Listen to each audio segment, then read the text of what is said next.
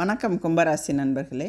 புரட்டாசி மாத கிரக நிலைகளை ஆராய்ந்து பார்க்கும் பொழுது மாத தொடக்கத்தில் உங்கள் ராசிநாதன் சனி உங்கள் ராசியிலேயே வக்கரம் பெற்று சஞ்சரிக்கிறார். எனவே ஆரோக்கிய தொல்லை அதிகரிக்கும். அஷ்டமத்தில் கேது சஞ்சரிப்பதால் எதையும் ஒரு முறைக்கு பலமுறை யோசித்து செய்வது நல்லது.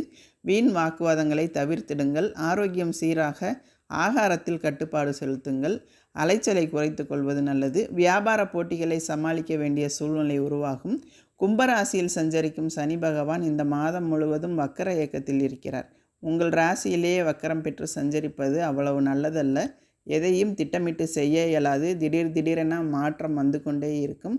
வரவை காட்டிலும் செலவு கூடும்.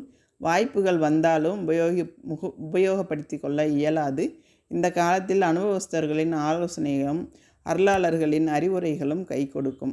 புதியவர்களை நம்பி எதிலும் இறங்க வேண்டாம். புனித பயணங்களை மேற்கொள்வதில் தடைகள் ஏற்படலாம்.